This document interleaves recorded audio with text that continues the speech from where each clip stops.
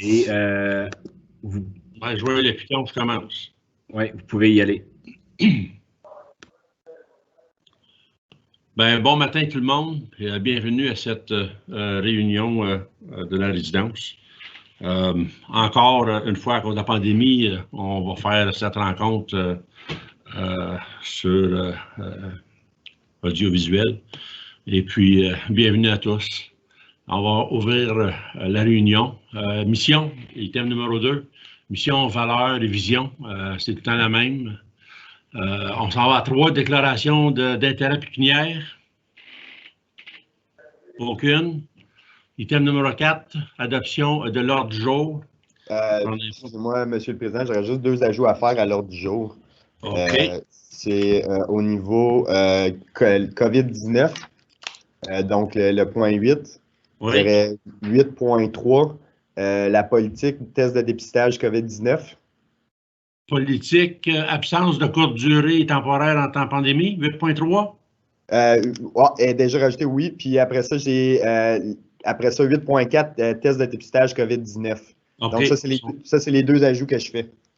OK, parfait. Ils sont déjà sur notre écran. Donc, merci beaucoup, M. Gorman. Autre ajustement sur l'ordre du jour? Aucune. Ça va prendre un proposeur et un appuyeur, proposé par Mme Asselin, appuyé de M. Sarrazin. Tout le monde en faveur?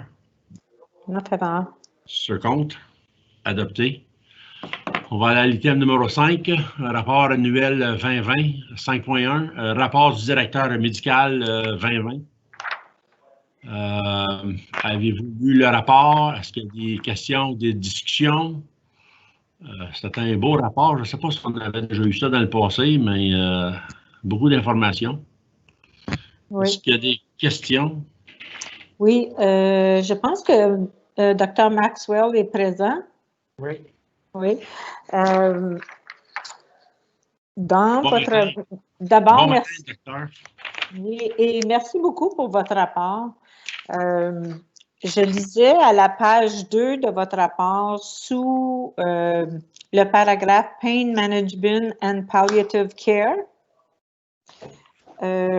On parle de Individualized End-of-Life Planning and Family Education start with the admission process. Est-ce que vous pourriez peut-être juste élaborer un petit peu, est-ce que c'est un nouveau programme? Est-ce que ça fait partie de la nouvelle formation ou quoi exactement?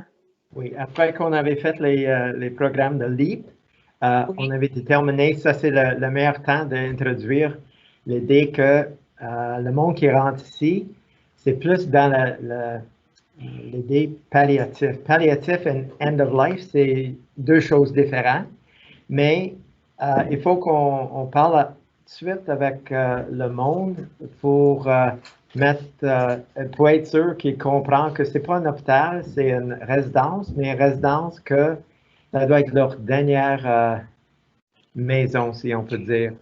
La dernière résidence, puis après ça, si on commence tout de suite de parler des choses de end of life, c'est une partie de la planification.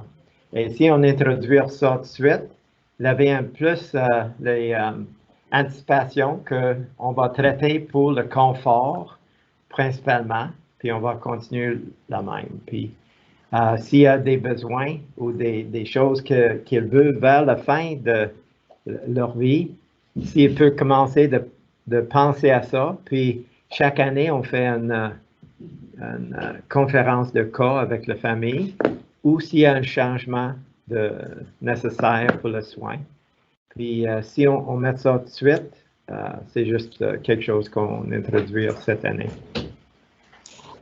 Lorsque quelqu'un, un patient, par exemple, fait le choix de ce vous appelez le end of life, oui. Quelles sont les étapes que vous procédez? Disons, la personne, elle est saine d'esprit, mais par contre, son corps n'est plus fonctionnel. Quelles sont les étapes que vous autres, vous suivez? La première chose, c'est qu'on explique au commencement, les niveaux de soins, c'est 1, 2, 3, 4. Si on arrive à la 4, déjà, on avait déjà parlé au sujet de tous les niveaux différents. Quand ça arrive à end of life, c'est vraiment pour le confort, pour le patient. Puis on parle des besoins parce que il peut souffrir de problèmes respiratoires, il peut souffrir de douleur, il peut souffrir d'anxiété, peut être agité, il peut avoir des problèmes de sécrétion vers la fin. Puis on essaie d'expliquer tout ça à la patiente et la famille qui peut anticiper qu'il y a des choses qui peuvent arriver, mais nous, on est là pour soulager toutes les souffrances et tous les problèmes qu'il peut avoir. Puis à ce temps-là, on prépare eux autres pour toutes les choses qui vont dérouler pendant la dernière couple des jours de leur vie. OK. Donc, essentiellement, une fois que vous avez passé à travers les 4 phases avec la famille et le patient, donc, tous sont bien appuyés dans ce processus-là. Oui. Puis aussi, quand je parle de leurs besoins dans la fin, les petites choses qui peuvent faire une différence. Est-ce qu'il peut avoir musique? Quelle sorte de musique? Est-ce qu'il peut avoir plus qu'une ou deux personnes? Est-ce qu'il y a une personne particulière? Est-ce qu'il y a des choses qu'il a besoin de parler avec un des membres de famille pour être sûr qu'il passe avec beaucoup de confort, mais aussi au repos? Parce qu'on ne veut pas qu'il est troublé par des choses émotionnelles ou mentales et des choses comme ça. Puis on essaie d'adresser ça aussi. Il y a une personne qui, lui est catholique, mais sa fille elle est bouddhiste. Mais lui, vers la fin, il accepte qu'il avait des petites célébrations bouddhistes dans sa chambre, puis ça a aidé beaucoup à le père puis la fille de réconcilier des choses que dans le passé, il y a un petit problème. Okay, alors, on essaie d'adresser toutes les petites choses, leurs besoins et leurs désirs vers la fin aussi. Merci pour ces explications. Je pense que pour le public aussi, c'est important qu'ils comprennent justement que la famille et le patient, ils sont vraiment bien accompagnés jusqu'à la fin là, de la vie du patient. Je vous remercie beaucoup. Ça fait plaisir. S'il y a d'autres questions. Merci, Mme Ashley. Autre question des membres du comité? Moi, j'en aurais une, Dr. Maxwell, concernant l'item numéro 6, la résidence utilisation. Vous avez fait la moyenne des âges, average age was 85 years old en 2019 pour les membres. Est-ce que dans votre rapport, si je ne l'ai pas vu, mais est-ce que vous faites le calcul aussi, le renseignement concernant combien de mois en moyenne un résident vit à la résidence Prescott Russell avant de mourir? Est-ce qu'on a ces chiffres-là? Ce serait intéressant de savoir s'ils sont là 1 an, 2 ans, 3 ans ou en mois. Oui, ça varie chaque année, mais la moyenne, c'est dernièrement, les derniers 2 ans, c'est entre 18 à 22 mois. Le temps qui rentre et le temps qui reste avec nous. S'il y a quelqu'un ici plus long, ça fait la moyenne, mais ça, c'est la moyenne tant que le monde reste avec nous. OK. Ça, c'est avant qu'il décède. Okay. Aussi, j'avais une autre question concernant l'item, le point 6. Le nombre de résidents de moins de 65 ans. Est-ce qu'on a un pourcentage ou est-ce qu'on a un montant de chiffres? Comme la moyenne est 85 ans, mais est-ce qu'il y a plusieurs résidents qui sont moins de 65 ans? Non, il n'y en a pas beaucoup. Il y a à peu près 2, 3, il y a 3, je pense, maintenant. Et souvent, c'est des personnes qui sont déjà dans les institutions depuis naissance ou un peu plus avant, ou des fois les maladies comme les scléroses en plaques. On avait 2 jeunes avec ça. OK. Merci beaucoup. C'est tout ce que j'avais comme question. Merci beaucoup, Dr. Maxwell, de votre présence et de vos commentaires et de vos rajouts sur ce rapport. J'ai bien aimé, moi aussi. Merci beaucoup. Merci, Dr. Martin. Merci. Bye. On va aller à la... Ça me prendrait une résolution pour accepter le rapport de Dr. Maxwell proposé par M. Leroux, appuyé de M. Sarrazin. Tout le monde en faveur? Ceux en faveur? En faveur. Ceux contre? Adopté. Merci beaucoup. On va à l'item numéro 6, sécurité et amélioration de la qualité. 6.1, rapport trimestriel sur la sécurité des résidents en date des mois de mai à juillet 2020. On va aller à 6.1.1, indicateur, admission et départ. Monsieur Gorman. Oui, donc, écoutez, si vous avez des questions par rapport à ce rapport, ça va me faire plaisir d'y répondre. Je sais que aussi, si je peux faire un ajout, à partir du mois de mai, on n'a pas eu beaucoup d'admissions dû au fait qu'on garde 12 lits libres. Donc, c'est pour ça que vous ne voyez pas beaucoup de mouvements. On a commencé à admettre des gens à partir qu'on avait nos 12 lits de libre. Donc, dès qu'on avait 13 lits de libre, on admettait des personnes là, qui étaient en crisis. Puis, c'est bien de souligner aussi qu'on n'est pas les seules maisons qui font ça. Puis même, le ministère des Soins de longue durée a fait un amendement sur le taux d'occupation qu'on doit respecter habituellement afin d'être capable d'isoler des gens si on avait une éclosion de COVID à la résidence. Donc, c'est un peu la raison là, pourquoi là, on a fait cette demande-là là, à la ministre Mme Fullerton.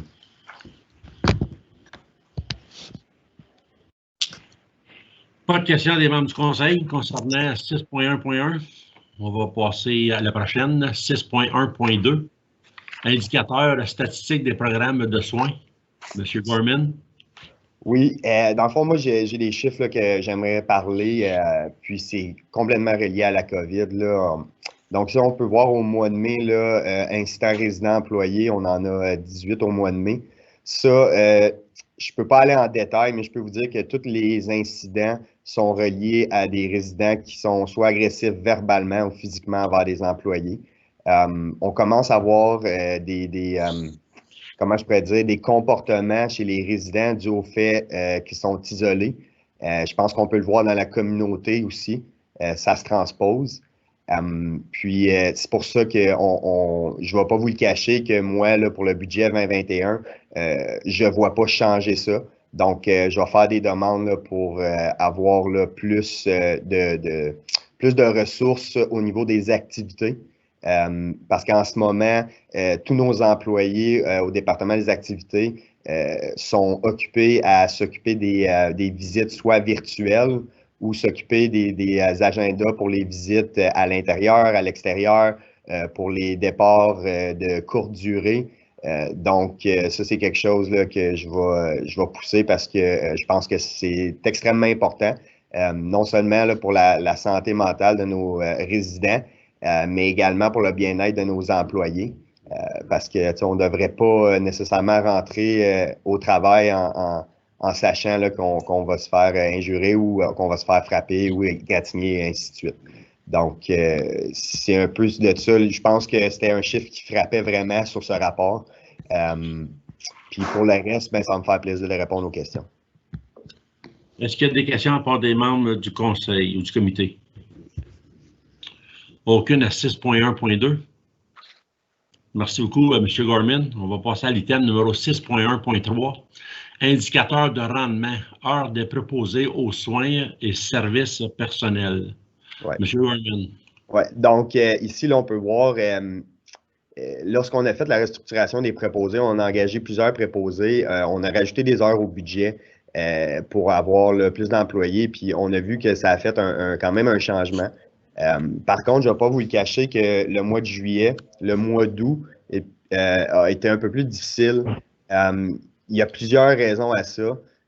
En ce moment, à partir du 1er juin jusqu'à date d'aujourd'hui, j'ai encore 21 préposés aux bénéficiaires qui sont soit en arrêt de congé de maladie ou sont en congé là,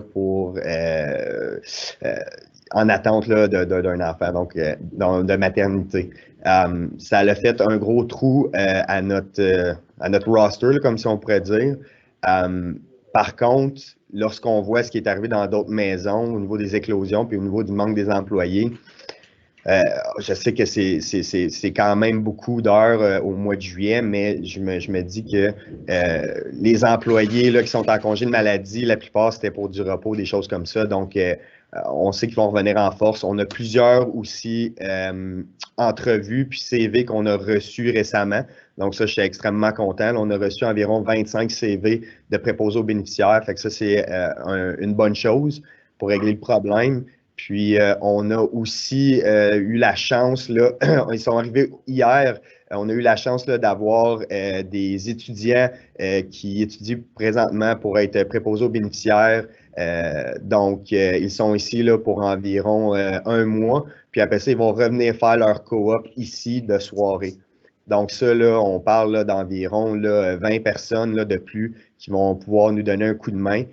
Puis, ultimement, on espère là, qu'on va pouvoir les engager par la suite. Donc, c'était quelque chose que j'étais un peu déçu pour le mois de juillet. Par contre, puis ça, j'en parlais avec mon équipe. Je ne vais pas vous le cacher que la fatigue se fait sentir un peu. On reçoit beaucoup de nouvelles notices, nouvelles procédures qu'on doit mettre en place. Les familles sont impatientes, puis on comprend. C'est pas facile de vivre ce qu'on vit en ce moment. Puis, on en parlait avec mon équipe là, de gestion, puis on se disait que même si tu nous offrais 1 million de dollars pour passer ce qu'on a passé à travers pendant la COVID, on ne le prendrait pas. Donc, même avec le 4 $ de plus qui avait été donné par le gouvernement Ford, on voit que l'argent, c'est pas tout au niveau des emplois. Puis, en ce moment, là, on essaye de justement se préparer pour l'année 2021, puis d'être capable d'avoir des conditions de travail qui sont soutenables là, à longueur d'année. Parce que je ne vais pas vous le cacher qu'à la fin de l'été, ça commence à être lourd. Donc, c'est un peu ça là, que je voulais réitérer par rapport à ce document-là. Puis, on l'a changé aussi là, à la demande de M. le Président. Donc, je pense que c'est un peu plus là, explicatif, puis on peut voir là, de façon plus éclairée où sont les heures manquantes, puis combien de corps qui n'ont pas été comblés, ainsi de suite. Merci, M. Gorman. Question des membres du comité? Oui, j'ai peut-être juste une question, M. Gorman. Merci, M. le Président. C'est au sujet du mois de juillet, évidemment, ça a été difficile. Alors, essentiellement, le personnel que vous aviez, ils ont dû faire des heures supplémentaires? Oui. Oui. Ben oui, dans la mesure du possible, si on était capable de combler les corps avec des heures supplémentaires, c'est sûr qu'on allait vers ça. Là. Ça, c'est sûr à 100%. C'est évident, selon les statistiques, comme vous dites, les employés souffrent de fatigue. Donc, et surtout, comme vous dites, d'être obligé de rencontrer toutes les exigences au niveau du COVID au sein de la résidence. Ça doit pas être facile et je dois vous féliciter parce que la résidence Prescott Russell n'a pas été frappée par le COVID. Essentiellement, c'est dû aux efforts vos efforts, mais les efforts des employés et aussi des familles. Oui, définitivement. Puis, comme j'ai dit, on comprend la frustration des familles. Aussi, une chose qui devenait quand même assez compliquée, c'est la table de dépistage. On ne va pas se le cacher que les symptômes décrits sur la feuille de dépistage sont quand même vastes. Donc, un employé qui arrive à la table de dépistage le matin pour son corps de travail, qui mentionne qu'écoute, j'ai mal à la tête, je suis fatigué, ça fait partie d'un des symptômes. Donc, on doit absolument le renvoyer chez eux puis le faire tester. C'est sûr que quand on prend ça en considération, on a quand même renvoyé beaucoup d'employés chez eux pour aller se faire tester. C'est sûr que quand on regarde ça, c'est pas idéal parce qu'il manque un employé sur le plancher pour prodiguer des soins, mais en même temps, j'aime mieux être plus prudent puis d'éviter une éclosion. parce que là, c'est sûr que la tâche va devenir beaucoup plus difficile. Est-ce que ça répond à votre question, Mme Basley? Oui, merci beaucoup. Autre question des membres du comité? Aucune. Moi, j'en aurais une coupe. C'est certain que quand on tombe dans des chiffres, ça tombe un peu dans ma catégorie. Je suis plus observateur dans les chiffres que dans la littérature. Dans le mois de mai, vous avez marqué mai 2019, ça devrait être mai 2020, juste pour faire certains du rapport. L'autre, c'est épeurant de voir ces heures d'absence, des manques de travail. On n'a pas la comparaison de l'année passée puis de 2018, mais je suis allé fouiller dans mes notes de l'année passée. Puis si on regarde cette année, juste au mois de juillet, 1006 heures non comblées, comparativement à l'an 2019 à 852. Je peux comprendre qu'avec le COVID, ça cause certains ennuis, mais il n'y a pas juste les résidents aussi là, qui sont en train d'écoper, puis ça sera de valeur qui écope énormément, c'est les employés. Les employés sont obligés de prendre les bouchées doubles parce que ces heures-là, il faut qu'elles soient comblées par quelqu'un d'autre. Puis s'ils sont manqués, c'est qu'il y a quelqu'un qui souffre. Puis ça me dérange bien gros, puis ça me fait peur. On a changé les quarts d'heure, on a changé les quarts de jour. Je pense qu'on a rajouté 3 ou 4 quarts dans une journée, donc plus d'employés dans le jour, mais dans la soirée, on a réduit les quarts. Donc, ça fait une compensation à peu près équivalente. Je vais vous donner un exemple. Par exemple, au mois de juillet 2019, les nombres de quarts par semaine de 7 jours. En juillet, il y avait 310 quarts. En juillet 2020, 313. Ça, c'est pour le jour. Pour les fins de semaine, aussi, ça l'a augmenté en 2020. En 2019, 80, puis en 2020, 84. Donc, il y a une augmentation de corps. Est-ce qu'il y en a plus d'employés? Je ne suis pas certain s'il y en a plus parce qu'un a compensé pour l'autre. Est-ce que je me trompe? Mais écoute, on a essayé d'engager plus d'employés. Comme je vous disais, en date d'aujourd'hui, on avait seulement 5 postes de non comblés. Donc, qu'on pouvait afficher à l'externe puis qu'on pouvait essayer d'engager des gens. Là-dessus, il y avait des 16 heures.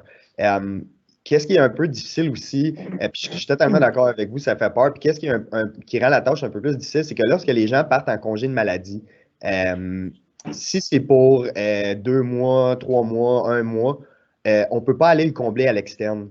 On peut seulement le combler à l'interne pour des raisons syndicales. Ça non plus, ça ne l'aide pas.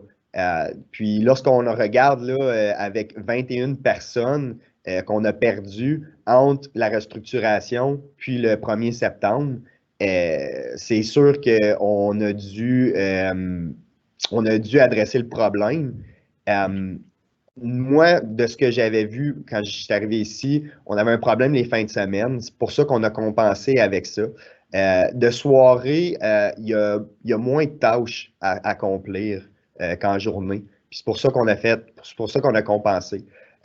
On a également mis des heures. Lorsqu'on dit qu'on a mis des heures au budget, c'est qu'on a créé plus de postes avec plus d'heures garanties. Puis ça, c'était une chose dont on nous avait parlé chez les employés, c'est une plus grande stabilité. Donc, de savoir qu'au moins j'ai 24 heures de garantie à la place de 16 heures, on avait eu l'impression, puis on s'était fait dire par les employés que ça serait favorable pour eux. Par contre, là, il y a vraiment eu une tangente qui est arrivée qui est la COVID-19, puis on ne peut pas tout blâmer sur la COVID, mais lorsque je regarde les congés de maladie, je pense que ça parle. Puis je pense que encore une fois, la décision qui a été prise d'aller alterner les heures puis d'aller jouer un peu avec l'horaire, c'est encore une bonne décision. Nos weekend workers, pour moi, c'est quelque chose qui a aidé. Par contre, il y a des choses qu'on ne peut pas contrôler malheureusement. La seule chose qu'on peut faire, c'est répondre à l'appel puis répondre aux problèmes, chose qu'on a faite. Puis cette semaine, là, comme je vous ai dit, on a eu 25 CV cette semaine, on a 11 entrevues de préposés aux bénéficiaires, en plus d'avoir justement les étudiants. Fait que autant que ça fait peur, autant qu'on continue à essayer d'adresser le problème. Puis on n'est pas les seules maisons de soins de longue durée qui ont un problème d'engager des préposés aux bénéficiaires. C'est quelque chose qui est partout dans la province. Puis c'est quelque chose que le ministère des Soins de longue durée devra adresser. Et puis, nous, c'est sûr que quand je regarde ça, les préposés aux bénéficiaires, c'est vraiment les bras, puis le soin direct des résidents. Est-ce que ça serait de financer plus les préposés? Peut-être. Moi, je pense que oui. Je pense que c'est une solution. Puis, nous, lorsqu'on va aller de l'avant, ça va être définitivement une stratégie de promouvoir justement le travail des préposés, puis d'essayer d'engager le plus possible. Parce que justement, si un léger manque d'infirmières, c'est sûr que la tâche va être un peu plus ardue, mais ça va moins se sentir au niveau des soins que lorsqu'il y a un gros manque de préposés. Fait que c'est quelque chose qu'on sait, c'est quelque chose qu'on réalise, puis qu'on va continuer à adresser le problème. Mais c'est sûr que je ne vais pas vous le cacher que j'étais déçu pour le mois de juillet, mais en même temps, je ne peux pas blâmer mes employés qui sont en congé de maladie parce que c'est quelque chose de travailler pendant la COVID dans une maison de soins de longue durée. Absolument, absolument. Merci pour l'analyse. Mon autre point, M. Gorman, ça sera aussi la tendance. Depuis les changements de quart d'heure en 2019, j'ai observé des absences étaient plus fréquentes sur les quarts de soirée, les jeudis, vendredis, samedis, dimanches. Puis en 2020, avec le changement de quart, la fréquence est plus tendance au jour, avec une tendance un petit peu plus grande, fréquente les jeudis, vendredis, samedis, dimanches. Wow. Donc, c'est peut-être les grandes fins de semaine qu'on se donne au lieu d'essayer. Ça a l'air un peu louche, là, mais écoutez, ces gens-là qui sont à la résidence ont besoin d'une aide, ont besoin d'une assistance. Puis, il y a beaucoup de gens qui écoutent notre meeting, notre rencontre. Puis, c'est important pour que ces résidents-là savent que l'effort est fait au maximum et puis d'essayer de corriger ces tendances-là. C'est vrai que si on regarde les chiffres, c'est épeurant.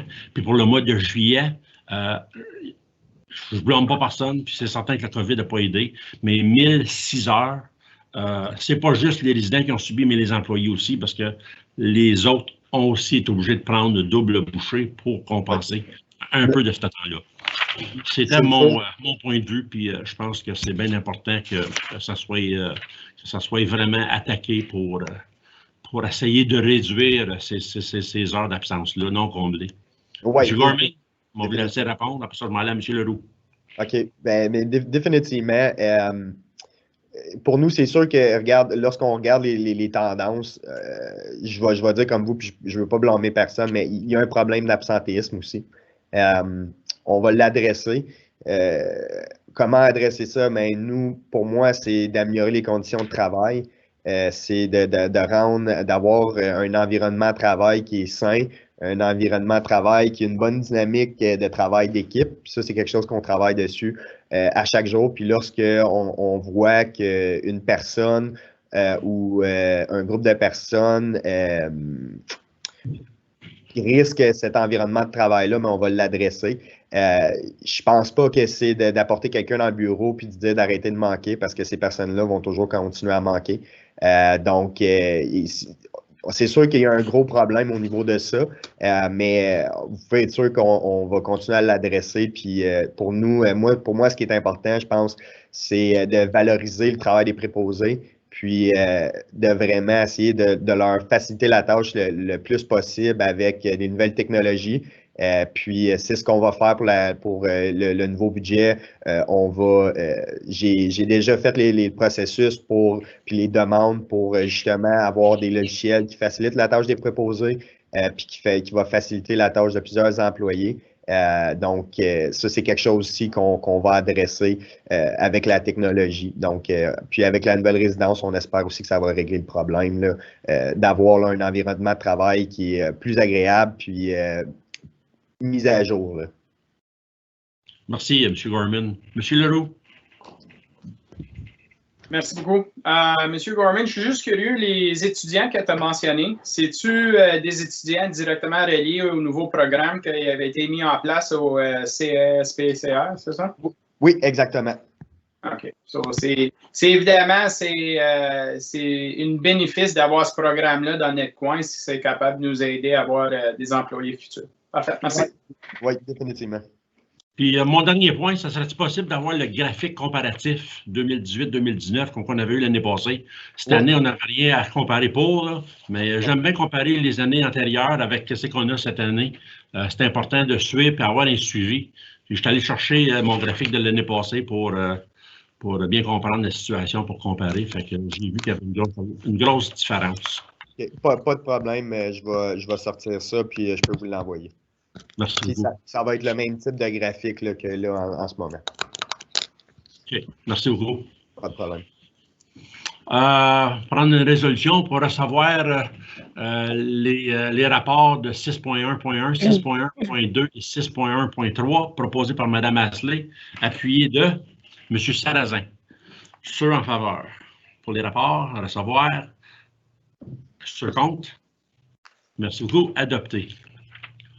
On va aller à l'item numéro 6.2, compte rendu des comités. Ouais. Donc, le premier comité, c'est le procès verbal de comité santé et sécurité au travail. C'est moi qui ai... Oh, non, ça c'est le premier qui a été fait, c'est le deuxième. Donc, ça c'est juste le comité normal qu'on avait fait comme à l'habitude. Donc, si vous avez des questions, peu importe, ça me fait plaisir d'y répondre. C'est l'autre comité là, que j'aimerais aller en plus en détail. Pas santé et sécurité, l'autre, le COVID? Exactement. OK. Est-ce qu'il y a des questions des membres du comité concernant le compte-rendu du comité? Aucune. Est-ce que ça prend une résolution pour savoir si c'est compte rendu, j'imagine? Oui. Proposé par Mme Asselin, appuyé de... Non. Juste un instant, monsieur. Allons-y, Mme Asselin. C'est juste parce que M. Gorman a mentionné qu'il voulait parler au sujet du deuxième compte rendu. Est-ce que vous voulez proposer un appuyeur puis ensuite ouvrir la discussion ou vous voulez le faire après? Je ne sais pas si c'était sur les procès-verbaux des santé et sécurité de compte rendu. Je pense qu'il voulait parler plutôt des comités de COVID. Oui, mais c'est vraiment, si on regarde le deuxième compte rendu, c'est par rapport au test de dépistage. Dans le fond, la seule chose que je voulais... Ouais, la seule chose... Celui du 29 juillet, M. Gorman? Non, pas celui du 29 juillet. Là, excusez-moi, j'ai perdu la page. Moi, j'ai juste deux comptes rendus du procès-verbaux. Un du 10 juin puis un du 29 juillet. C'est le 29 juillet. Merci beaucoup. Pas de problème. Donc, pour le 29 juillet, la seule chose que je voulais adresser, c'est vraiment l'enjeu par rapport aux tests de dépistage et les employés. On a reçu là, des directives du ministère de tester nos employés à chaque 2 semaines. Toutefois, au niveau légal, si on regarde, lorsqu'on regardait là, les directives qu'on recevait, c'était toujours des should be tested et non will be tested. Donc, le ministère des Soins de longue durée est au courant que légalement, on ne peut pas imposer à quelqu'un de se faire tester, à même titre qu'on ne peut pas imposer quelqu'un de se faire vacciner. Donc, nous, ce qu'on a fait, c'est qu'on a rencontré le comité de santé et sécurité qui est composé vraiment de personnes clés pour nous. Si on regarde, là, on a Jean Desjardins, Judith Richer, qui est 2 personnes des 2 différents syndicats, QP et puis ONA. Puis vraiment, qu'est-ce qu'on voulait adresser, c'est l'importance de se faire tester puis de se faire dépister à chaque 2 semaines. On l'a pris un peu plus de cette façon-là. Donc, on voulait créer là, un engouement par rapport à se faire tester puis de regarder, même si ce n'est pas agréable, parce que je l'ai fait 6 fois, ce n'est pas la chose la plus agréable au monde. Même si ce n'est pas agréable, c'est pour votre santé, la santé de tous vos collègues de travail, puis des résidents. Puis, on a quand même eu une bonne réponse là, de nos employés. Au début, là, on savait que les 2 premières fois qu'on s'est fait tester, c'était impératif, donc on devait le faire. Toutefois, par la suite, comme j'ai dit, le ministère a changé son wording, puis c'était plus suggestif. Donc, à ce moment-là, nous, ce qui avait un problème, c'était non seulement c'était surtout au niveau des employés qui ne travaillaient pas les journées de dépistage.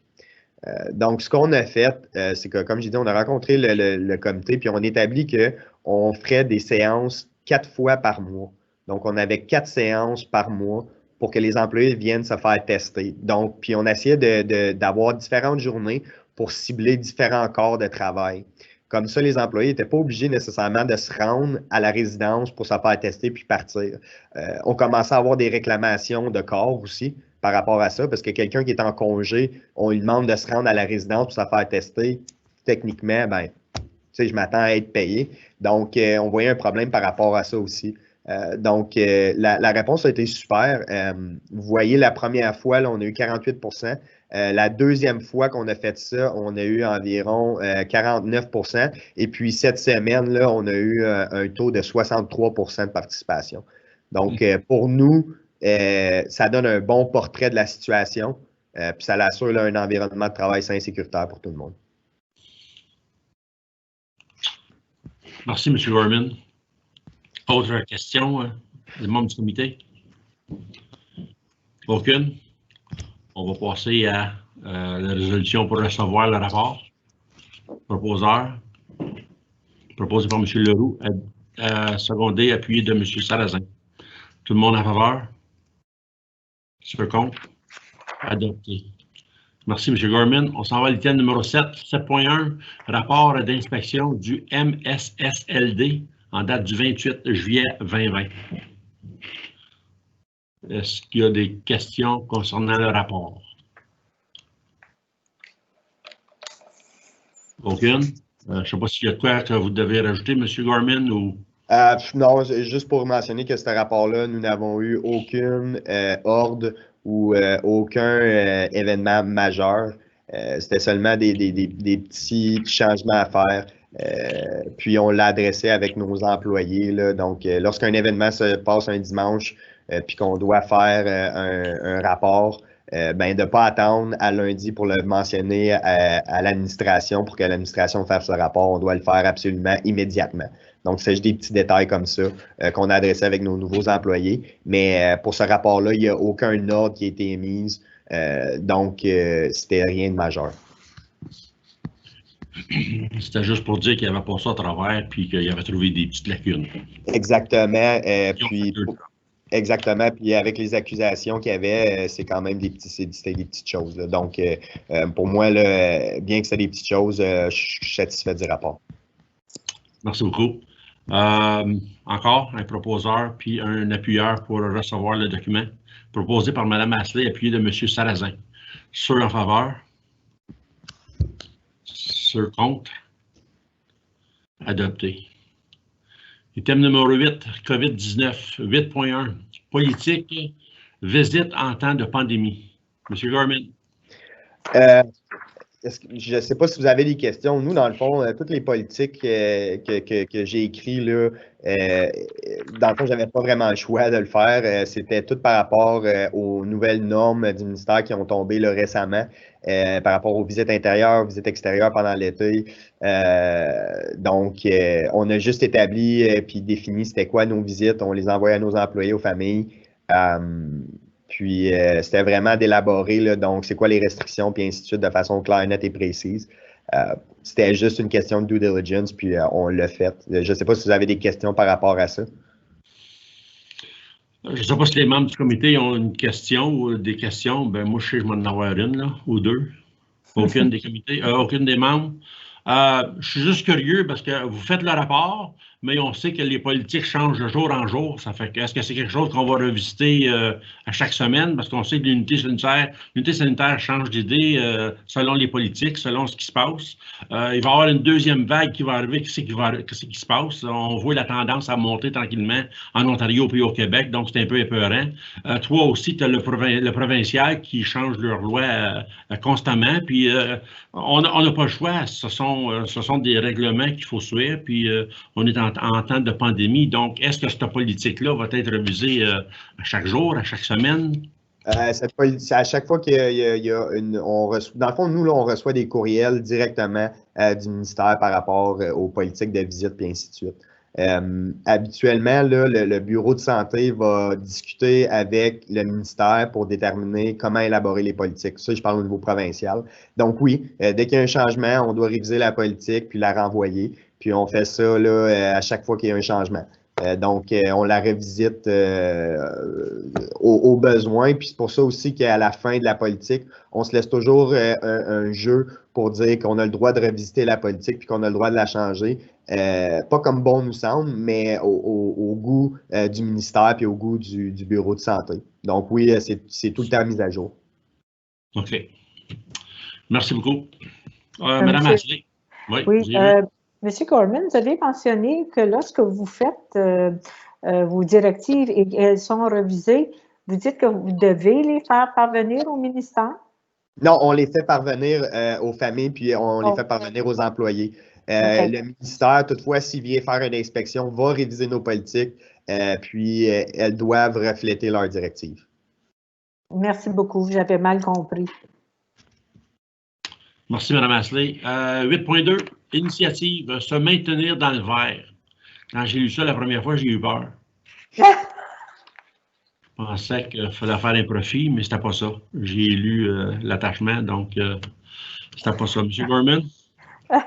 Oui, c'est ça. Donc, dans le fond, là, c'est une initiative qui a été faite là, conjointement avec l'hôpital général d'Hawkesbury. Avec l'optique des Ontario Health Team, on essaye de plus en plus de travailler là, de façon là, faire un travail d'équipe avec les différents partenaires de la communauté. Donc, pour ce faire, le bureau de santé est venu avec des personnes clés par rapport à la prévention de l'infection provenant de l'hôpital. Puis, dans le fond, on avait un checklist, là, puis ils ont passé à travers toute la résidence, puis à travers toute la checklist pour voir, bon, est-ce que vous êtes à risque d'éclosion ou est-ce que vous êtes à risque d'une propagation majeure s'il y a un cas de COVID-19? Puis ça a été fait là, environ au mois de mai, juin, je ne me trompe pas. Au mois de juin, exactement. Donc, moi, j'ai été extrêmement satisfait du rapport. On avait quelques petites choses à changer. Pour la majorité, on était dans le vert. Nous, au début, on utilisait des masques. Là, on laissait les gens faire des masques artisanaux. Puis, si on était satisfait, on les laissait les porter. Toutefois, ça a été une recommandation d'arrêter de faire ça. Donc, on a arrêté de faire ça. Mais pour la majorité là, du checklist, là, on était là, très satisfait. Puis même que le bureau de santé nous a mentionné là, que par rapport à plusieurs maisons, on était là, quand même des champions. Donc, moi, j'étais extrêmement satisfait. Puis, je veux vraiment saluer le travail de Paul Juillet là, qui s'occupe de la prévention de l'infection à la résidence. Question. Merci, M. Gorman. Question des membres du comité? Je suis un peu fatigué, j'en ai une, je ne sais pas si c'est relié à ça. Si advenant qu'il y aurait une deuxième vague, est-ce que la résidence est plus prête à ce coup-ci pour recevoir les visiteurs? On sait que les gens qui sont à la résidence ont subi, ont été, je ne veux pas dire laissés seuls, mais n'ont pas eu de visite de leurs parents, de leur parenté ou de leurs enfants. Très dur sur les familles. Est-ce que ça pourrait être rectifié en conséquence? Oui, définitivement, c'est quelque chose qu'on pense. Même s'il n'y a pas de deuxième vague, on veut quand même là, adresser ce problème-là. J'ai déjà commencé à faire des recherches pour voir là, si on pouvait procéder à l'installation d'un chapiteau qui serait situé juste à l'arrière de la résidence, connecté à une de nos portes, qui serait là, vraiment un endroit où est-ce que les gens pourraient se visiter. Ça, c'est quelque chose qu'on va travailler dessus parce que, justement, on ne veut pas reconfiner complètement. Ben, pour moi, à moins que le ministère et le bureau de santé nous disent non, c'est impossible, vous ne pouvez pas faire ça. Mais pour moi, c'est extrêmement important parce que, comme j'ai dit, ça se fait sentir lorsque nos résidents manquent, on se manque là de communication avec leur famille, puis juste le toucher, ou peu importe. Je suis extrêmement content de voir ce qui se passe en ce moment avec les nouvelles restrictions. C'est sûr qu'il y a des lacunes au niveau du ministère, mais pour le reste, je pense que on va s'arranger pour que ça soit sain et sécuritaire pour tout le monde, mais ça fait du bien. Puis, comme je vous ai dit, on pense à quelque chose là, pour l'hiver, puis pour être capable là, de mettre en contact les familles puis les résidents. Bonne nouvelle. Merci beaucoup, M. Gorman. Item numéro 8.3. Politique, absence de courte durée et temporaire en temps de pandémie. Ouais. Ça, dans le fond, c'est, comme j'ai dit, on n'a pas le choix d'établir des politiques à chaque fois lorsque le ministère sort ce genre d'informations. Je vais essayer de vous la trouver juste un instant. Juste ici, je vais vous la sortir.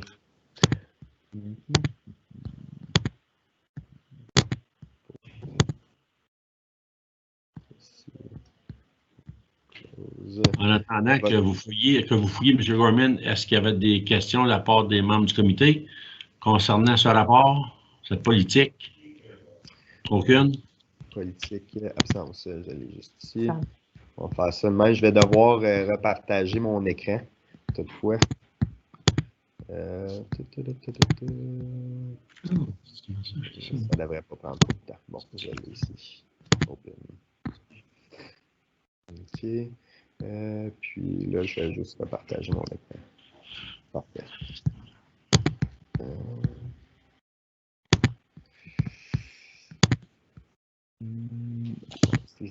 Donc, ici, on a la politique.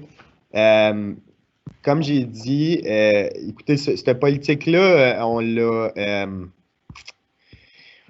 l'a bien pris puis on l'a mal pris pour plusieurs raisons. Donc, on n'a pas le choix d'en établir une politique. Toutefois, je ne vais pas vous le cacher qu'on a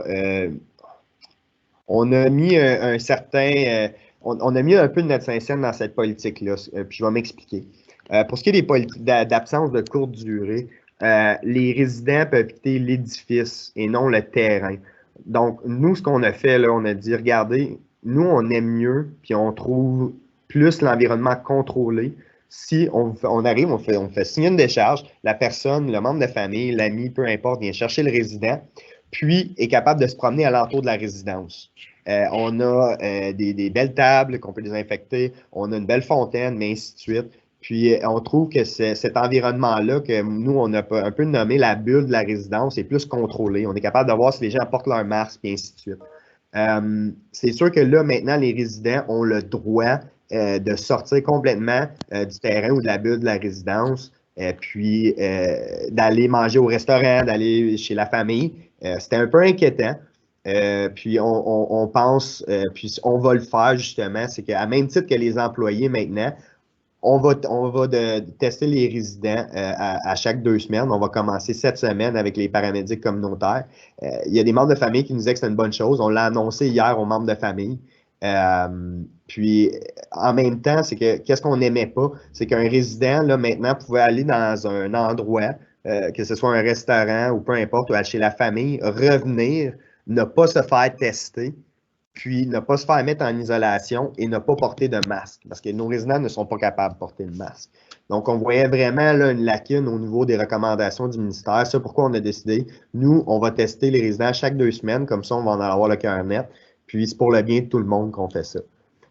Là où ce que je trouve qu'il y a la plus grosse lacune, c'est l'absence temporaire. Pour moi, je ne comprends pas comment un résident passe une nuit chez quelqu'un et le lendemain se fait mettre en isolation. C'est pas une décision qui a été basée sur des faits. Le virus ne se propage pas mieux la nuit. Donc, on a un peu de la misère avec cette affirmation-là. Comment je pourrais dire? L'isolation de 14 jours, c'est quand même, comment je pourrais dire? C'est rough. On ne va pas se le cacher. Là. La personne est 14 jours dans sa chambre. On trouve ça un peu bizarre. Puis, on trouve que la politique du ministère n'est pas nécessairement basée sur des faits. Donc, c'est pour ça qu'on a mis un peu notre Saint-Saëns là-dedans. Puis, je pense que je suis satisfait de la politique. Puis, en même temps, nos familles n'ont pas nécessairement soit les moyens de se réserver un transport non urgent pour apporter le résident chez eux, en chaise roulante ou peu importe. Donc, avoir l'option de pouvoir se promener à l'entour de la résidence, s'asseoir, et ainsi de suite, on pensait que c'était une bonne chose. On appelle ça une absence de courte durée, mais c'est sûr qu'on préfère lorsque les gens restent dans la bulle de la résidence. Donc, je ne sais pas si le ministère va se réaviser à propos de ça, mais je sais qu'au niveau des maisons, on a eu beaucoup de communication avec d'autres maisons de soins de longue durée qui ne sont pas nécessairement satisfaits aussi. Puis, même qu'il y a des maisons qui ont déterminé qu'une absence de courte durée, c'est une isolation 14 jours automatiquement. Nous, on ne voulait pas ça. C'est pour ça qu'on est arrivé avec le testing là, récemment, que regarde, on va tester les résidents 2 fois par semaine, à même titre que les employés. Puis, on va continuer comme ça. Merci, M. Gorman. Membre du comité, question? M. Leroux? Juste un commentaire, je trouve ça une super bonne idée de créer la bulle, que les résidents peuvent au moins rencontrer les gens, se promener dehors, sortir de leur chambre, de la bâtisse un petit peu, puis donner une opportunité. Comme tu mentionnes, il y a d'autres places qui ont dit aussitôt que tu sors, c'est 14 jours en isolation. Je suis d'accord avec toi, M. Gorman. It's just excessive. Oui. Puis moi, mon commentaire à 4.1.1, les résidents, les familles, les amis des résidents doivent contacter la résidence 24 heures à l'avance, blablabla, de courte durée. Les demandes seront évaluées cas par cas. Est-ce qu'il y a certains cas aussi que ça ne sera pas admissible? Est-ce que la famille ne devrait pas le savoir d'avance? Dans le fond, c'est pour ça qu'on a, le 24 heures d'avance, c'est pour pouvoir poser les bonnes questions. Dans le fond, notre outil d'évaluation, c'est les mêmes questions de dépistage qu'on demande à nos employés. Est-ce que vous avez été en voyage? Est-ce que vous avez été en contact avec quelqu'un? Puis si on répond oui à un de ça, on va dire, mais malheureusement, attendez 14 jours, puis revenez-nous avec la demande. C'est vraiment le seul outil qu'on peut utiliser. On peut pas, pour moi, on ne pouvait pas objectivement dire à quelqu'un, ben toi, je sais que tu ne répondras pas ou que tu ne respecteras pas les recommandations du ministère, le port du masque, et ainsi de suite, donc je te dis non à toi. On ne peut pas faire ça. Donc, le seul outil qu'on a trouvé, c'est vraiment, on pose les mêmes questions qu'au dépistage. On demande si les gens ont testé récemment négatif à la COVID. Puis, si toutes les réponses sont positives, on le laisse aller. Le 24 heures aussi, c'est pour savoir si un résident part toute la journée, il a besoin de ses médicaments. Donc, on a besoin d'une préparation au niveau de nos employés. Les infirmières doivent préparer le tout. Donc, c'est juste pour être mieux préparé puis être capable de mieux répondre à la demande puis d'avoir moins de problèmes là, au niveau des visites. Puis jusqu'à présent, je pense que ça va super bien. OK, merci beaucoup. On va aller à l'item 8.4. Politique, test de dépistage COVID-19. M. Gorman, encore? Je pense que j'en ai parlé au niveau de santé et sécurité. Pour l'instant, ça va bien. Toutefois, la seule chose que j'aimerais mentionner, c'est que, puis ça a été mentionné au comité, si il y a une deuxième vague, comme on dit, on se donne le droit de revoir la politique.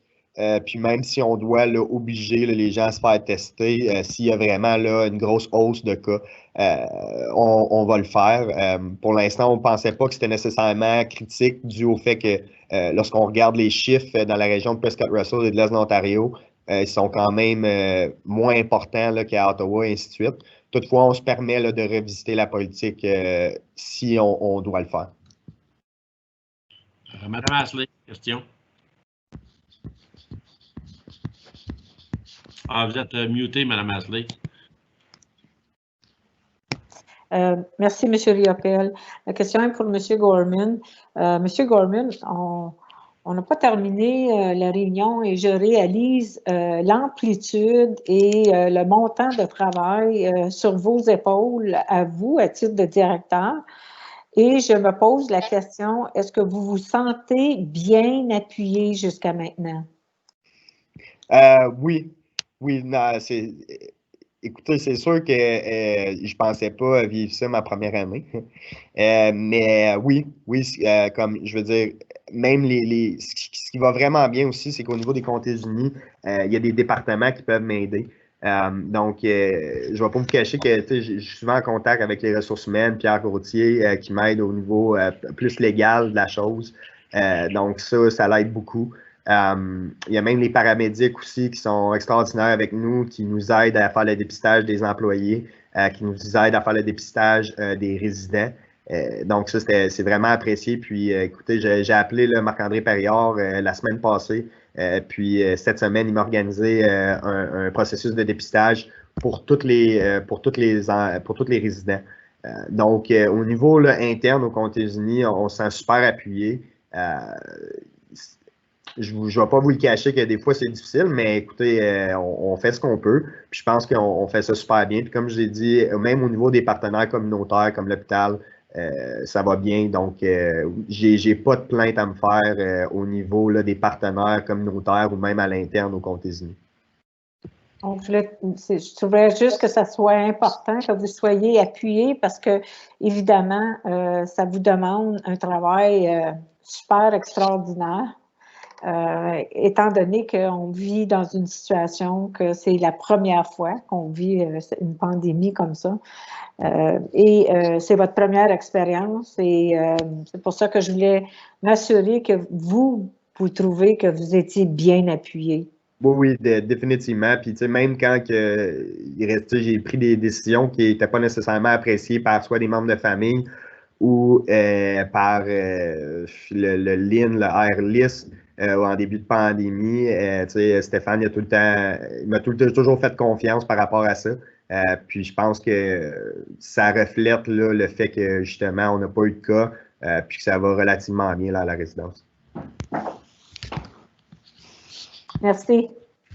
Merci, Mme Astley. Merci, M. Gorman. Moi, sur le même point, je ne sais pas si c'est en quelque part dans la section 8. J'avais un autre commentaire ou une question concernant les activités. Ouais. Durant le COVID-19, on a fermé la résidence aux familles. Ouais. Donc, il y a eu, je ne sais pas est-ce que ça s'est déroulé dans les activités. C'est très important que ces gens-là bougent.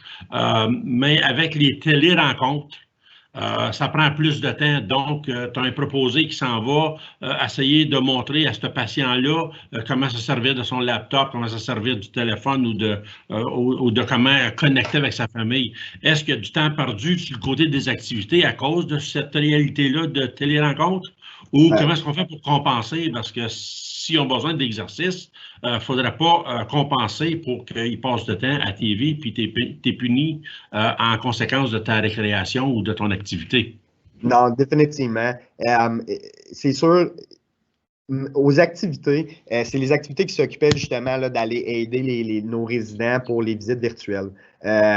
Malheureusement, nos résidents n'ont pas nécessairement la capacité, ou majoritairement n'ont pas la capacité qu'on y explique comment que ça fonctionne, puis de le laisser à lui-même. Donc, toujours, la personne aux activités devait rester à côté du résident pour faire sûr qu'il y a une bonne connexion, faire sûr que le résident comprenait ce qui se passait, et ainsi de suite.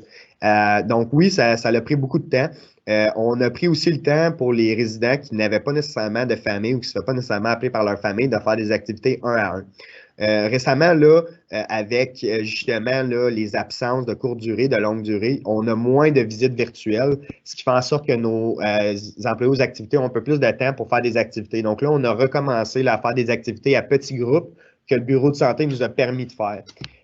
Comme j'ai dit, puis ça, je vais le demander au budget 2021, c'est qu'on va demander pour un poste temporaire pour l'année 2021 aux activités pour être capable d'offrir une plus grande panoplie d'activités. Puis même moi, les visites virtuelles, je ne le vois pas quitter de sitôt. C'est quand même quelque chose que les résidents ont bien apprécié, que les familles aussi, les familles qui sont plus loin, sont maintenant capables de connecter avec leurs résidents. C'était pas un service qu'on offrait au préalable, puis même après la pandémie, c'est un service que je vais continuer à offrir. Mais c'est sûr que on n'avait pas prévu ça au budget, là, des heures comme ça en surplus, des activités. Oui, on a un surplus qui nous est donné par le ministère. Toutefois, ce surplus-là va quand même assez vite lorsqu'on parle d'équipements de protection ou lorsqu'on parle d'équipements de protection, lorsqu'on parle de la table de dépistage qu'on n'avait pas prévu non plus, ça c'est un employé qui est tout le temps là. Donc, il y a vraiment des ajouts qui se sont faits, puis ça, c'est quelque chose que je vais tenir là, mordicus pour l'année prochaine. Merci beaucoup. Belle explication. Puis je suis content de voir que les activités sont quand même en place et puis que ça va reprendre. C'est important pour ces gens-là qu'il faut qu'ils bougent, pour ceux qui sont capables, puis ceux qui en ont besoin. Merci beaucoup. J'aurais besoin d'une résolution pour le point 8.1, 8.2, 8.3 et 8.4 proposée par M. Sarrazin, appuyé de M. Leroux. Tous en faveur pour recevoir les politiques et l'initiative concernant ces systèmes. En faveur. Ceux contre? Adopté. Merci beaucoup. On s'en va à l'item numéro 9, correspondance 9.1, ministère des Soins de longue durée. Oui, donc. Oui, allez, M. Gorman. Ben, on a reçu plusieurs mémos. Je vais essayer de vous le décortiquer là, un peu, puis les choses que je trouve qui sont quand même importantes. Donc, on a reçu une confirmation pour le capital funding pour notre nouvelle résidence. Donc, ça, c'est des bonnes nouvelles. Le 21 septembre, on a une rencontre là, avec le ministère, une rencontre virtuelle avec toutes même les maisons de soins de longue durée qui vont être en redéveloppement, puis vont nous expliquer là, un peu plus là, de façon spécifique à quoi ça va ressembler. Mais en gros, là, on voit qu'il y a eu une augmentation du per diem par jour. Sur plusieurs années, et puis qu'on a eu une augmentation de la mise de fonds pour justement réduire notre taux d'intérêt. Donc ça, c'est des choses qui sont quand même très positives pour nous, puis on est vraiment content de ça. On va juste avoir un peu plus de détails le 21 septembre. J'aimerais ça aussi, on a eu la lettre, puis ça, on l'a un peu moins apprécié. Du ministère des Soins de longue durée. On a reçu une lettre qui mentionnait les résultats de notre Second Wave Preparedness. Donc, on a envoyé au ministère à quoi ressemblait si on était préparé pour la deuxième vague. Pour nous, on est prêt au niveau de la prévention de l'infection et ainsi de suite. Au niveau des ressources humaines, écoutez, lorsqu'il y a un cas de COVID, il y a des choses qu'on ne peut pas contrôler. Si les employés ne veulent pas rentrer, ils ne veulent pas rentrer. Puis on va faire avec ce qu'on a. Mais pour l'ensemble, on se trouvait prêt. Et puis, on a envoyé ça au ministère, puis le ministère nous a envoyé les résultats de toutes les maisons de soins de longue durée. Ce qu'on a un peu moins apprécié, puisque Advantage Ontario va adresser avec le ministère, c'est vraiment, là, la lettre était écrite comme c'était notre responsabilité de combler les lacunes. Donc, il y avait des lacunes justement au niveau, on voyait beaucoup de lacunes au niveau des ressources humaines, puis ainsi de suite. Puis, le ministère a pas mal mis ça sur les épaules des maisons de soins de longue durée. Donc, le ton de la lettre était plus ou moins apprécié. Ça, c'est la lettre de M. Steele, puis ça, c'est quelque chose que Advantage Ontario va mettre de l'avant puis va adresser avec le ministère. Donc, ça, on était quand même content que Advantage Ontario faisait ça. La directive numéro 3, ça l'a changé. Donc, ça parle justement des absences de courte durée, des absences de longue durée, et ainsi de suite. Il y a aussi la directive numéro 3 a adressé tout ce qui a rapport au caregiver. Puis nous, on se pose des questions là-dessus. Donc, le ministère a sorti une politique qui disait que les résidents ou la personne avec la procuration pouvaient établir 2 personnes comme étant caregiver qui s'occuperaient d'une multitude d'items pour donner des soins directs aux résidents. Donc là, on parle d'hygiène, de transfert, on parle d'aider à nourrir, on parle de comme meaningful, les mots utilisés, c'est meaningful relations. Puis, c'est la résidence qui doit donner la formation. On voit un problème, nous, puis ça, on l'a adressé avec notre équipe légale puis nos avocats, puis je pose avoir une réponse cet après-midi. On voit des problèmes au niveau des poursuites. Donc, qu'est-ce qui arrive si un caregiver se blesse en donnant des soins? C'est à qui la faute? Qu'est-ce qui arrive si un caregiver blesse le résident en lui donnant des soins? Donc, c'est nous qui offre les équipements, c'est nous qui offre la formation. Donc, on n'est pas assuré avec ces personnes-là. Donc, qu'est-ce qui va arriver si on a une poursuite par rapport à ça? Donc, ça, c'est des questions qu'on se pose. Puis, on va arriver avec une réponse aux familles sous peu avec notre stratégie par rapport à ça. Puis, dernièrement, j'aimerais juste ça parler. Là, on a reçu au mois de juillet notre rapport pour notre CMI. Donc, le CMI, ça parle un peu là, de la lourdeur des cas à la résidence. Puis, le CMI affecte notre financement, affecte nos enveloppes. Si on voit là, cette année, pour l'année 2020-2021, notre CMI va être à 1,0826 comparativement à 2019-2020 qui était à 1,0435. Ce que ça veut dire, ça, c'est qu'il y a eu une augmentation de la lourdeur des cas à la résidence. Les gens arrivent plus hypothéqués, puis arrivent avec plus de demandes au niveau des soins. Moi, j'aimerais ça qu'on retienne l'attention, par exemple, ça, je trouve ça vraiment intéressant, OK? Pas par rapport au CMI, mais par rapport juste aux enveloppes de base du ministère. De l'année 2019 à l'année 2020, elle a réduit d'environ 26 000 pour nous. Donc, il y a eu une diminution du financement du ministère des Soins de longue durée de 2019 à 2020 pour les maisons de soins de longue durée. Puis ça on l'a vu chez d'autres collègues de travail aussi. Donc, je sais qu'il y avait eu une mention d'augmentation des enveloppes pour le ministère en 2019, mais ce n'est pas chose qui a été faite. Même, on a vu une réduction. Donc, ça, c'est quelque chose qu'on était quand même surpris de voir.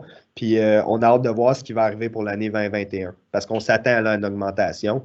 Mais encore une fois, si on se fie à ce qui s'est passé en 2019-2020, bien, on a une diminution des enveloppes de base. Donc, c'est pas mal tout ce que je voulais dire. Merci beaucoup. Est-ce qu'il y a des questions des membres du comité concernant ce rapport ou cette correspondance? Aucune. Proposeur et un appuyeur pour recevoir la correspondance proposée par M. Sarrazin, appuyé de M.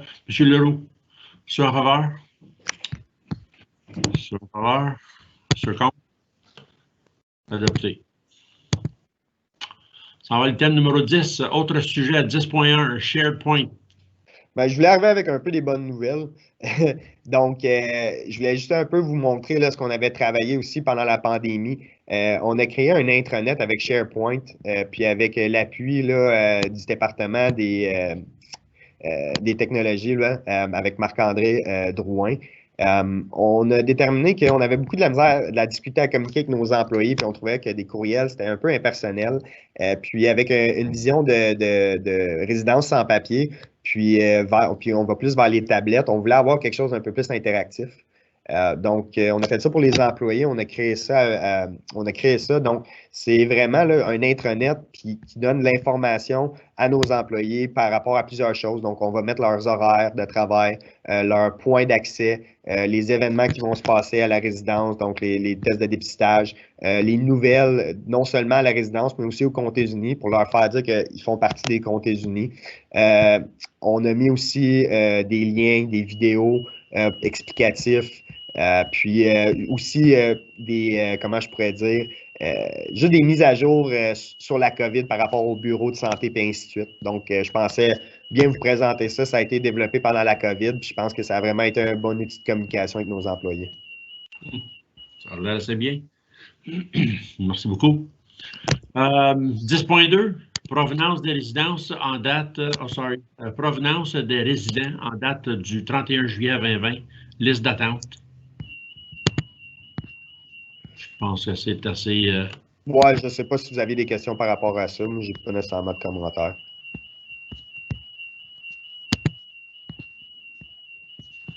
Pas aucune. On va aller à l'item numéro 10.3. Provenance des résidences.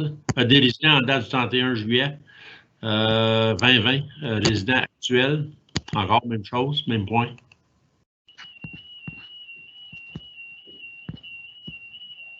Pas de commentaires, pas de questions des membres du comité. Je ne suis pas certain si ça me prend une résolution pour cette formule-là, mais on va y aller avec un proposeur et un appuyeur pour recevoir 10.1, 10.2 et 10.3.